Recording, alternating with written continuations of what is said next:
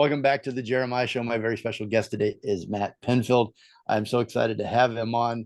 Uh, Matt, really great career. You're not slowing down at all. And I wanted to talk. We talked a little bit. I talked a lot about radio just now. Um, so the other day I was listening to Adam Carolla and Ricky Rackman. I was driving back to Santa Barbara from LA, and they were reminiscing and going back through all of the iconic LA radio hosts and all the shows in the past few decades. And it brought back such great memories of being stuck in LA when I lived in LA.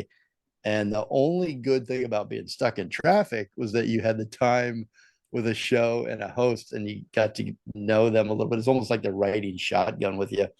And I think that's such a special relationship between a listener and a radio host.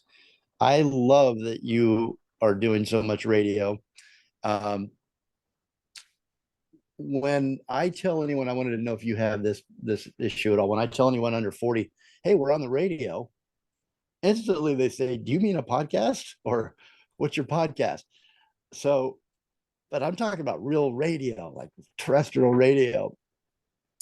And then I was in the car the other day with a friend, and we couldn't even find the radio on the console, like how to get to radio. So I know it's alive. I mean, they say 85% of everybody hears something on the radio every month.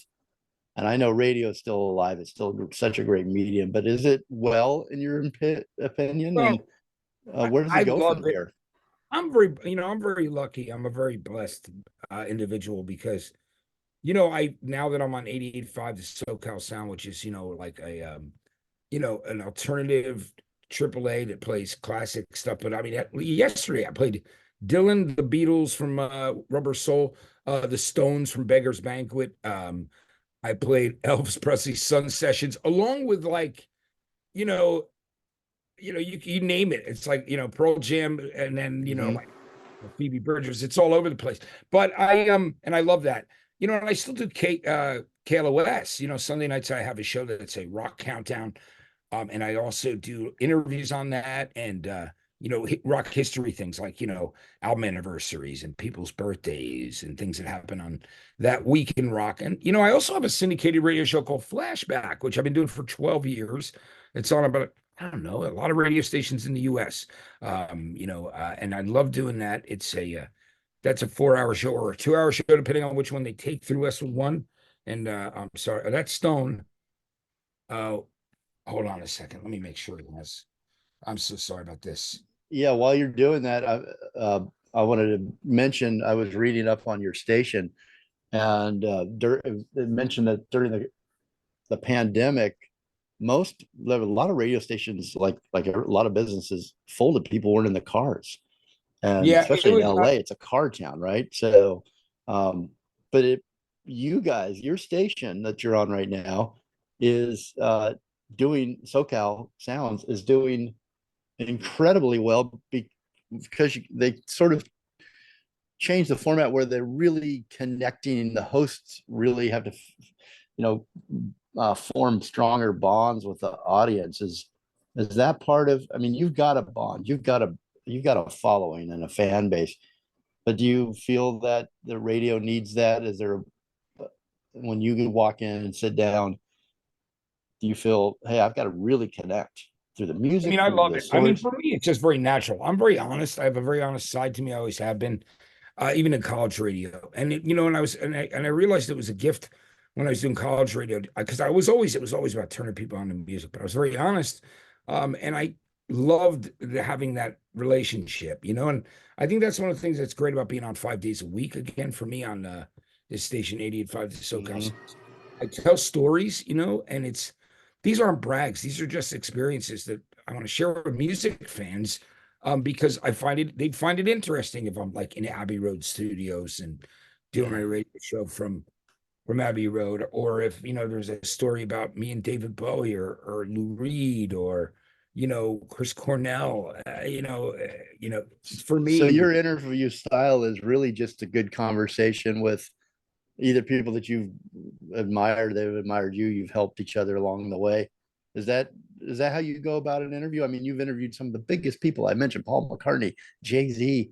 and the list goes on. You Pearl Jam last week when I was talking to you a couple weeks ago. Bon Jovi, I know that you just recently interviewed on KLOS. Do you have a particular style, or do you just go in there going, I love to talk, I love to tell stories? Yeah, I mean, on the radio when I'm just doing a show, like you mentioned it was really great. You want people to feel like you're riding along as their friend.